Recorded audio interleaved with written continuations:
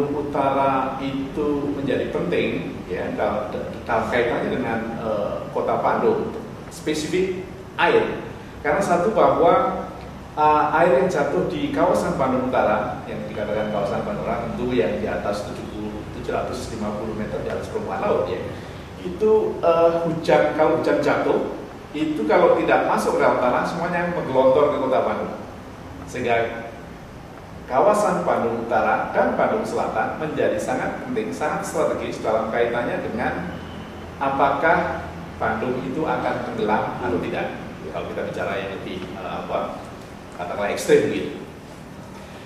Satu karena tadi kawasan Bandung Utara dan Kota Bandung itu jaraknya itu dekat. Jadi dalam hidrologi kalau kita menghitung sebagai water time of concentration-nya, waktu konsentrasi air hujan yang jatuh di katakanlah dalam hal ini Bandung Utara sampai ke Bandung itu cepat, sehingga kalau kawasan Bandung Utara tidak efektif di dalam menahan dalam hal ini meresapkan air hujan, maka sekarang angkanya sekitar lebih dari 70% runoff coefficient, jadi porsi dari curah hujan yang gelontor ke Kota Bandung dibanding sekitar 40% pada tahun 60-an. Iya teh cairna teh salarusna mah tidak golesor, takar itu. Janten kan itu teras-terasan di Barangun, nalipakna teh janten ka dieu cairna teh.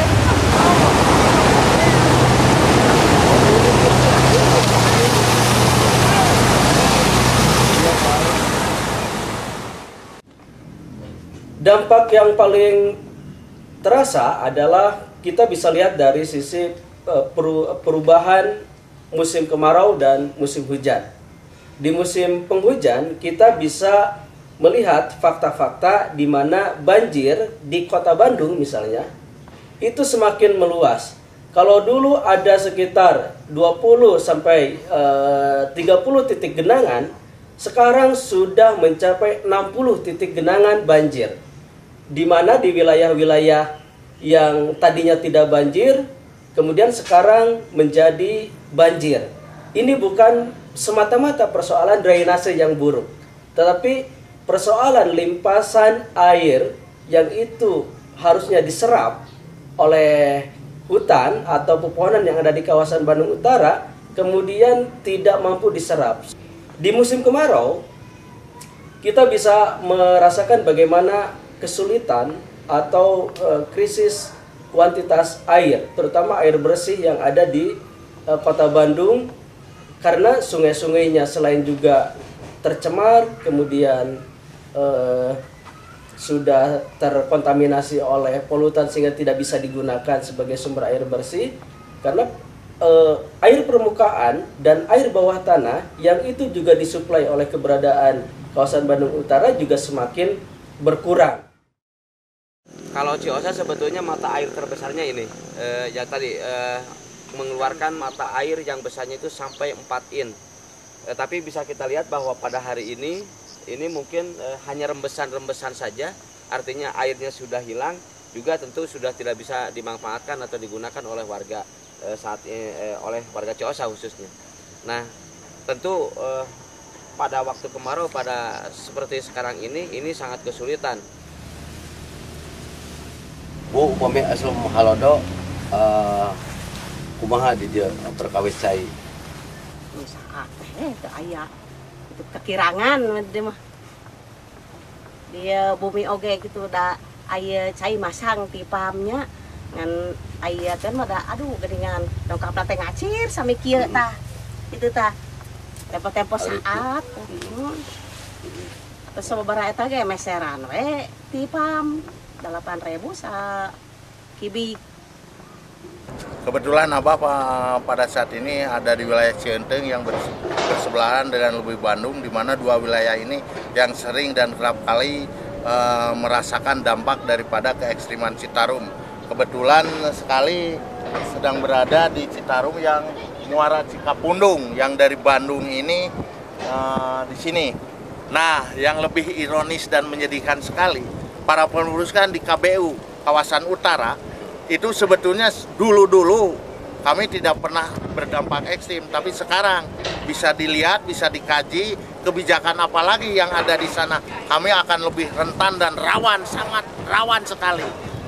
Dari Hulu Citarum sudah seperti itu, alam dan lingkungannya, hutannya sudah kelihatan gundul dan lain sebagainya. Sekarang di utara perusakan resapan-resapan, konservasi hilang, itu akan berdampak saat ekstrim. Sekarang mungkin tidak terasa, tapi 1-2 tahun kemudian kamilah yang akan berdampak yang ada di wilayah banjir Bandung Selatan dengan kebijakan perubahan alam di Bandung Utara.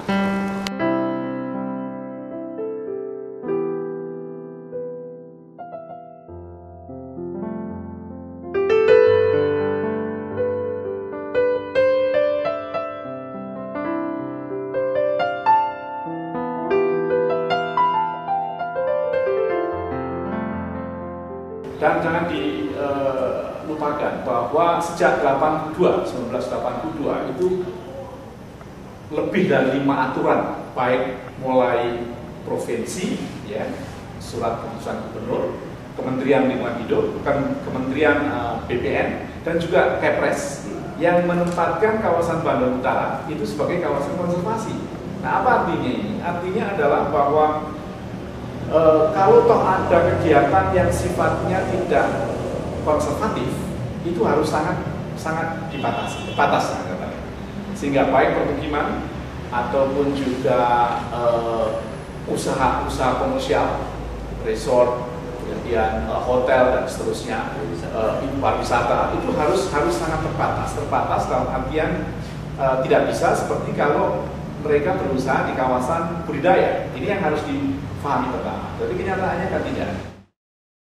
Kawasan Bandung Utara yang dieksploitasi membabi buta dengan serakah berdampak pada aspek ekologis.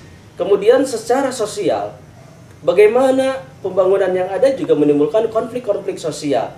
Bahkan dari pengalaman yang terjadi itu berujung kriminalisasi. Kita mencatat ada sekitar 9 orang yang sudah dikriminalisasi oleh pihak perusahaan atau pihak pengembang yang melakukan pengembangan di kawasan Bandung Utara. Nah, ini perjalanan dari mulai sebetulnya saya dari 89 juga sudah menentang. Jadi menentang setiap ada rapat segala macam itu saya mungkin dan kawan-kawan itu yang paling depan. Dan kita adalah merupakan tidak pernah lepas dari berbagai organisasi yang kita buat sendiri lah, sebagai organisasi masyarakat atau organisasi yang swadaya masyarakat di lokal di sini. Nah, demo demi demo mungkin di sini di Ciosa saja ini sudah tercatat mungkin 27 kali demo, itu baik besar maupun kecil. Belum di kota, belum lagi yang tercatat misalnya di pengadilan Balai Bandung ini entah berapa puluh kali. Nah, ini kan mungkin pertama bikin gerah dari pengusaha itu sendiri, pastilah itu. Yang kedua adalah penguasa juga mungkin mereka itu sangat-sangat terganggu dengan adanya kegiatan-kegiatan kami ini. Dan akhirnya ya itu saya pribadi sudah 2 kali dikriminalisasi. Yang pertama adalah dituntut 8 bulan penjara, yang akhirnya hukuman percobaan 1 tahun. Yang justru yang sekarang adalah sedang dalam proses tuntutannya 1 tahun penjara. Desa Mekarsari berada di Kecamatan Cipinang, Kabupaten Bandung adalah merupakan sebuah desa yang berada pada ketinggian lebih dari 750 meter di atas permukaan laut. Hal tersebut penting